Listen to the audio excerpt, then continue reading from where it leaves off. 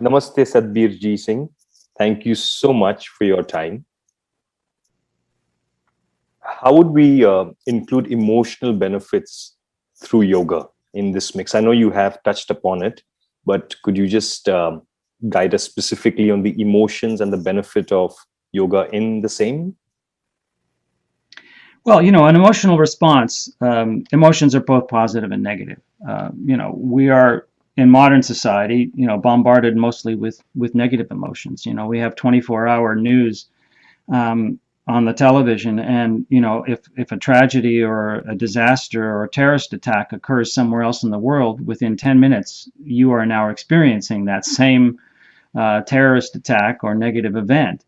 And that comes with an emotional response. It comes with fear. It comes with anxiety. It comes with, depression even. So this whole idea of changing your relationship to your thought processes reduces your emotional reactivity. You come to the realization that, hey, this is just an emotion. It's just a thought. I don't have to react to this emotionally. I have the choice of not reacting to that emotion. Just to give you one example of reactions in individuals that we often see. My laboratory has been conducting studies of yoga in public school settings, and so we are teaching yoga to young children. And some of the anecdotes that these children bring back are very instructive. So we will hear a child coming back and reporting, saying, I was at home the other day, and my brother took the toy that I was playing with, and I became very angry with him. Now, ordinarily, we would get into a fight, and I would be very angry and very upset emotionally. But this time, I kind of stopped, and instead of hitting him back and getting emotional, I took a few deep breaths, just like we learned in yoga class, and I decided not to. And I relaxed a little bit, and we worked it out. This is emotion regulation. There's this change from automatic behavior to metacognition. Automatic behavior is the child takes the toy, there's an immediate fight.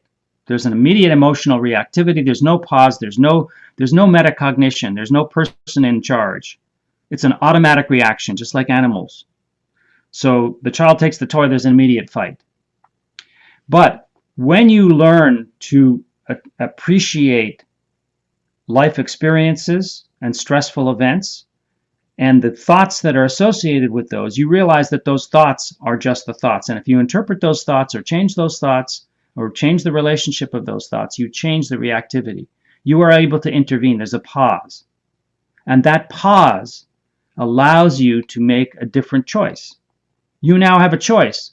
When the brother takes the toy, do you choose to hit him and get into the emotional reactivity? Or do you choose to cope with it in a different way? And people that don't have the choice get into automatic behavior. And that's where you get the negative consequences, because there's no logic, there's no positive behavior here. But when you have the choice, that allows you now infinite options for changing your relationship to the situation and for the emotions that you experience in that situation. Sorry, I lost you there for a bit. Wow, that's fantastic. That's very empowering to actually know and understand that. Spirituality through yoga, and I guess the importance of spirituality rightly defined. Would you be able to guide us on that, please? Yes, certainly. So yoga historically, the word means union. And the top of the 8 limbs of yoga is samadhi. Samadhi is this unitive state of consciousness. This is a very unique human experience in which the individual experiences this very profound merger.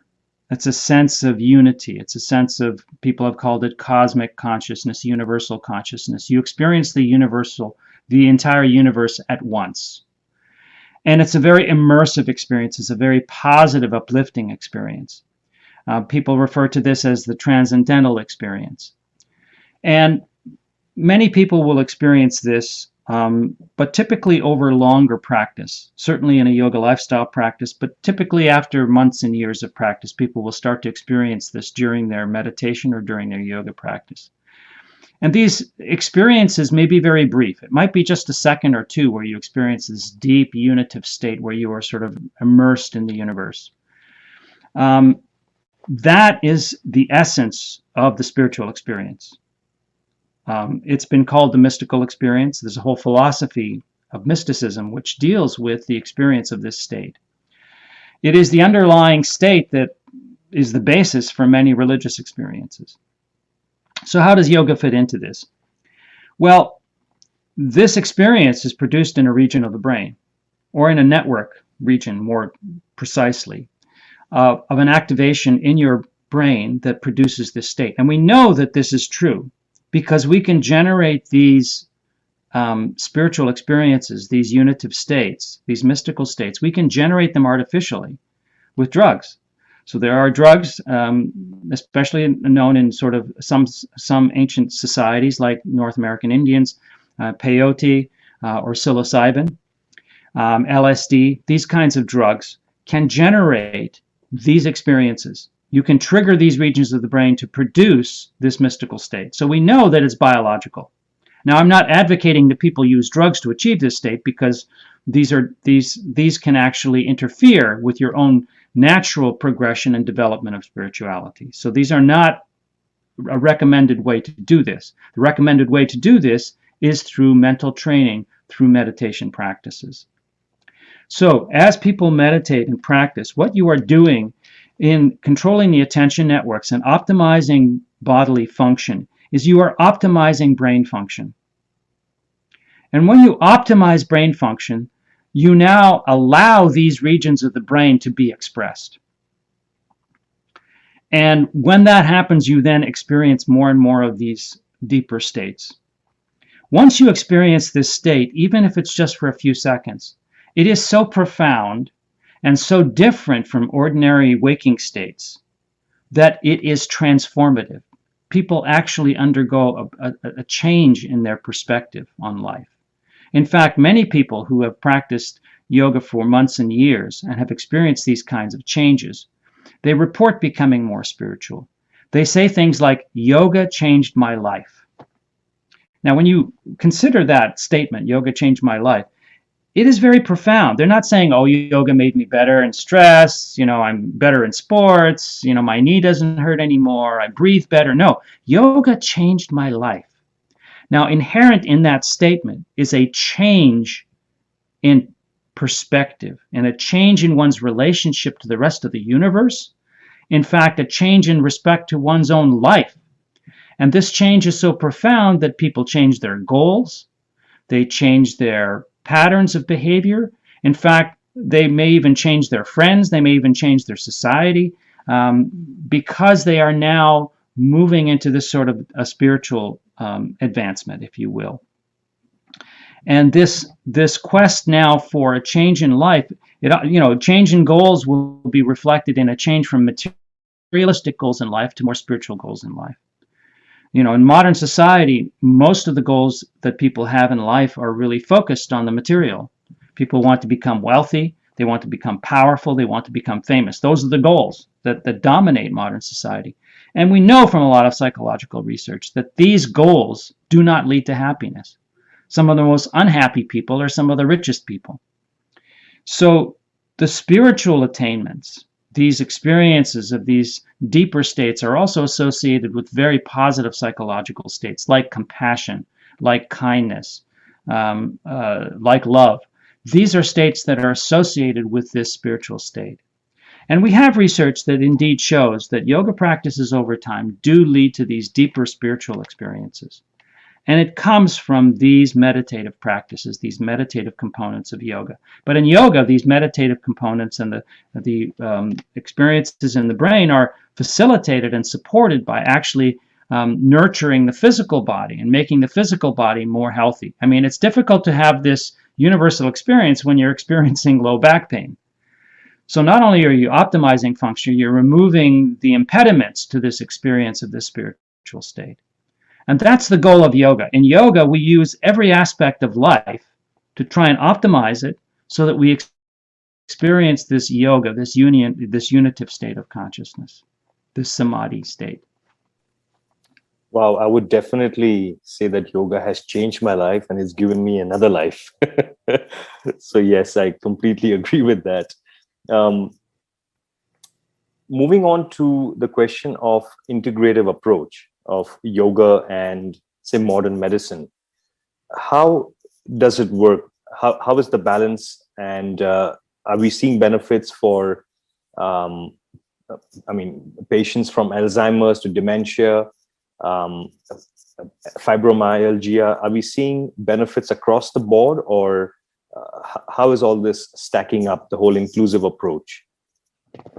So there are things that modern medicine is very good at, and there are things that yoga is very good at. And there are areas in medicine and in different diseases in which, and different circumstances in which you want modern medicine and all of its strengths. But by the same token, there are areas in modern medicine and disease states and populations in which modern medicine is not very good, and you need yoga.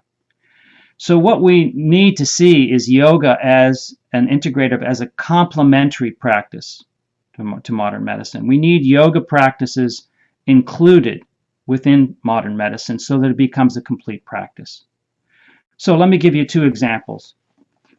If I go out on the street and I get hit by a car and I have a lot of broken bones and damaged organs, take me to a hospital and give me the best modern medicine that you have. Give me all these fantastic surgeries. Give me all of these fantastic drugs for an acute situation that are necessary to make me recover. That's where modern medicine shines in terms of these surgeries and pharmaceuticals that can be fantastic for acute situations like accidents and so on. That's where modern medicine shines. When we come to non-communicable diseases and lifestyle change, modern medicine is very poor at changing lifestyle. The biggest facet of lifestyle change in modern medicine is to use guilt and fear on the patient. So the patient comes in, Mr. Jones, you have type 2 diabetes. You need to change your lifestyle. You need to get more physical activity. You need to stop eating junk food. You need to eat healthy foods. You need to stop smoking. You need to stop drinking.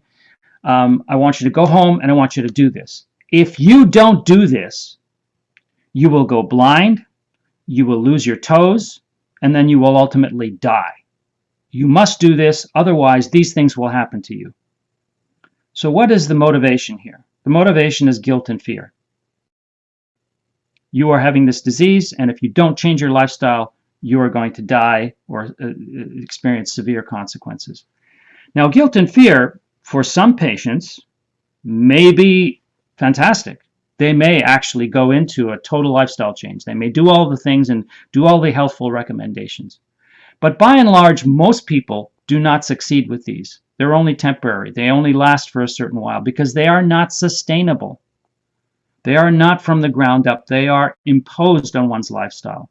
This individual is faced with the same relationship to his or her thoughts, the same chronic stress, the same challenges in life, the same dysfunctional physical activity, the same breathing patterns.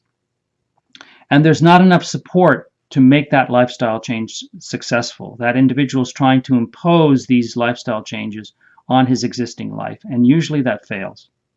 But yoga, because it addresses the underlying facets of lifestyle, this increase in mind-body awareness, the reduction of chronic stress, this is the kind of support that can really provide a very strong impetus for lifestyle change. So this is the area where yoga and meditative practices really are necessary for improving symptoms and diseases in modern medicine. Wow. And moving on to our last question for today is based on our environment right now, where there's so much of insecurity on what's going to happen next, from the lockdowns to the virus to um, joblessness. I mean, family units being coming under pressure. Um, and there's just this whole what is going to be the next normal. There's so many conspiracy theories, there's so much information. So how can we use yoga, both the philosophy and the practices, on a daily basis, in terms of, is there a certain amount of time that we should devote in a day? Is there too much of devotion to the yoga practice and the yoga philosophy? Once again, I do agree that balance and the inclusivity of living in the modern environment and leaning on yoga as a philosophy and practice is important. But could you maybe just make it easier for our viewers in terms of like a daily practice that we could probably do, and for how long, and how much is too long, or how much is too less? So yoga has a major flaw, and it shares that flaw with the entire field of what we call mind-body medicine, which are all these practices of mind and body changes and self-regulation of these changes. And that flaw is you actually have to do it. You have to actually do something. You have to take the time and the effort to do yoga. You can believe yoga, and you can be a proponent of yoga. You can study yoga, and you can read the books on yoga. But if you don't practice it, it has nothing to offer in terms of changes in functionality and in disease. So you must practice.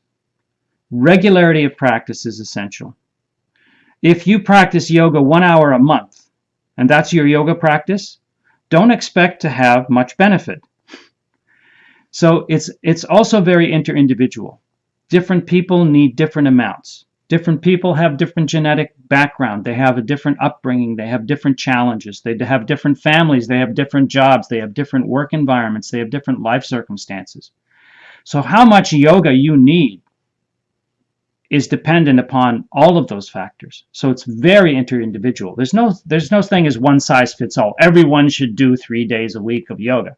There's no such thing that you can dictate. Someone who is under extreme stress, who has a lot of vulnerability, whose genetic makeup has a lot of weaknesses, this person's going to need to do a lot more yoga and do it a lot more regularly. Maybe this person has to do 2 hours of yoga a day, yoga and meditation every day. Another person who is in a very good environment, who has had a good upbringing with strong genetics, that person maybe, does yoga, maybe go to yoga class 2 or 3 times a week to the yoga studio, and that's enough. It very much depends upon the individual. But the important thing is regularity of practice. If you stop practicing yoga, it doesn't work. So you need to practice regularly. The more you practice, the more benefit you have. In terms of too much yoga, I'm not sure I can dictate and identify anyone who's practicing too much yoga. You can practice yoga improperly, and you can end up with, injuries. And certainly there are a lot of people that practice yoga improperly and experience a lot of injuries. So you can practice it improperly, but if you practice it properly, it's hard to imagine that you can practice too much yoga. You can. That is the exception. The major rule is most people don't practice enough. So I think it's really inter-individual, and you need to dose yourself with yoga so that you are functional in life. If you are experiencing depression, anxiety, stress, you're not having enough yoga. If you feel on top of your stress and emotion, then that's your functionality. That represents that you are doing things sufficiently to keep yourself functional. It also depends upon your goals in life. I mean, if your goals in life are to raise a family and have a job, you need a certain amount. If your goal is to become a yoga adept and to become a yoga practitioner, your goal in life is this higher experience of consciousness. So in that circumstance, you should move into an ashram and you should practice yoga daily, because that's going to be the most successful strategy for achieving those spiritual states of consciousness. So it depends upon your life circumstances, your life needs, and then also your goals in life, how much yoga you should practice. Thank you very much. Now, I'm just going to pause the recording for a bit. This is a logic model. So this is a logic model that summarizes how these sort of four major components that we see in yoga in modern society. And as I said, these are the four major things that you will get in traditional yoga practice in modern society. You go to a yoga class, you will get postures, you will get the breathing, you'll get the deep relaxation, and you'll get the meditative component. Now, many people can do more than this. They can live what we call a yoga lifestyle. They can practice mantra. They can change their diet to a lacto-vegetarian diet. They can live in an ashram or a spiritual community, etc., etc., and practice the philosophy, the yamas and niyamas, and so on and so forth. So there's much more than this is available in a yoga lifestyle, but this is what you can get in a traditional multi-component yoga practice in modern society. Now, through all four of these, individually or together in yoga, you will improve what I'm calling the physical changes, which I'm calling fitness. Things like flexibility, strength, coordination, balance, respiratory function. Through the mind-body connection, this is leading to a psychological self-efficacy. Through all four of these practices, either together or independently, you improve self-regulation, most notably of stress and emotion regulation, which with practice over time leads to these skills and characteristics of resilience to stress and equanimity in the face of ups and downs of emotions, which leads to an overall psychological self-efficacy. Now, it's largely through the meditative component of yoga practice, this focus of attention. You're engaging the attention networks, which over time leads to an increase in mind-body awareness, also known as mindfulness. That increase in the engagement of the attention networks means that your cognition improves, your concentration improves, and over time you come to this change in relationship to your thought processes. Because you are regulating your thought processes, you come to this state we call metacognition, the realization that you are not your thought processes, that you are able of exerting control and self-regulation over your thought processes, which changes your relationship to your thought processes. And this is the essence of Patanjali's Yoga Sutras, this relationship to thought. Now, it's largely through the meditative component, but typically over longer period of time, of months and years of regular practice, that we start to achieve these very brief unitive states, these transcendent states, the flow state, which can lead to this deep transformation, a change in life meaning and purpose and goals. And this is what we can refer to as changes in pure spirituality. Now, of course, we're making these changes over a broad spectrum of human functioning, from muscle and connective tissue all the way to these deepest experiences that humans can have.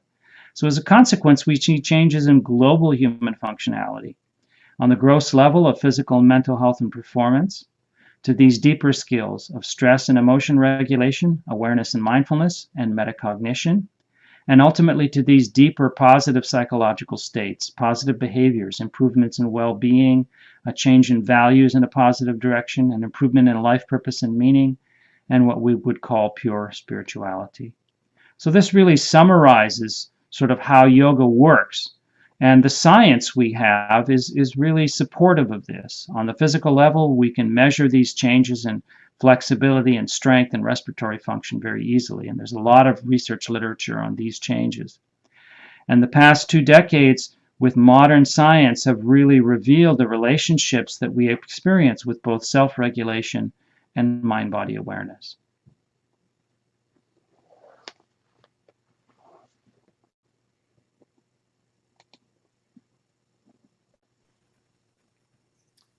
Wow, great. Do you have any other slides for us? Yeah, I mean, I think I could show you one slide that would be sort of more on the topic of, you know, the relationship to this and to, here it is here. So these are the risk factors for chronic lifestyle diseases, non-communicable diseases. It's physical activity. In modern society, we're becoming very sedentary. We're not engaging in as much physical activity as in previous decades. We have an unhealthy diet, largely due to things like highly processed foods, refined carbohydrates, pure sugar, these are unhealthy for the diet and lead to the risk factors for non-communicable diseases, particularly cardiovascular disease, clogging up the arteries, and so on. Then there are unhealthy behaviors. The most notable ones are smoking and excessive alcohol consumption, and then you can add to that substance abuse. And then another factor which is really prevalent in modern society, there's an epidemic of chronic stress. And this is interacting to cause a lot of these dysfunctional behaviors. So these are the four major risk factors that I would say are really supportive of the majority of disease in modern society and the greatest cost and burden in healthcare. And as I've mentioned in my presentation and my answers, modern medicine is not very good at making changes in these. We do not have pills or surgery that can affect these. And that is modern medicine's strength in these fantastic surgeries and pills. They cannot work on these very effectively. Now, when we look at the logic model of what yoga practice does and look at the benefits of yoga, there's a good match. And so when we look at the improvements that yoga can provide on the physical level and the fitness, that's addressing this physical inactivity. When we look at self-regulation, that is addressing this chronic stress, and that chronic stress is leading to these unhealthy behaviors. The mind-body awareness is very powerful in terms of changing our mind-body awareness and mindfulness of the responses to our body and mind to these behaviors. We experience the negative consequences of physical activity, of unhealthy diet, of unhealthy behaviors. And we gravitate towards healthy behaviors, healthy diet, and physical activity because we experience the positive benefits of these more intensely when we increase our mind-body awareness. And then finally, spirituality plays a role in the chronic stress in these as well. The goals of many individuals in life, in modern society, are really materialistic. And yoga can change those to reduce the chronic stress and change these behaviors by making the goals gravitate more towards sort of spiritual goals in life. So altogether, these outcomes of yoga practice are a very good match for the risk factors for non-communicable disease. And yoga has what modern medicine does not have. So that's why yoga needs to be implemented as a complementary practice within society. In fact, I would argue that yoga needs to become a regular hygiene as a part of modern society. I believe that yoga should be implemented in all of the public schools as a mind-body hygiene. We need to teach our children not just the skills of getting a job through studying mathematics and history and languages. We need to teach them how to maintain their minds and bodies. And that's what yoga is. Yoga is a mind-body hygiene that should be implemented in our schools so that we are developing not only adults that can get a job, but adults that are also healthy physically, mentally, and emotionally, and even spiritually.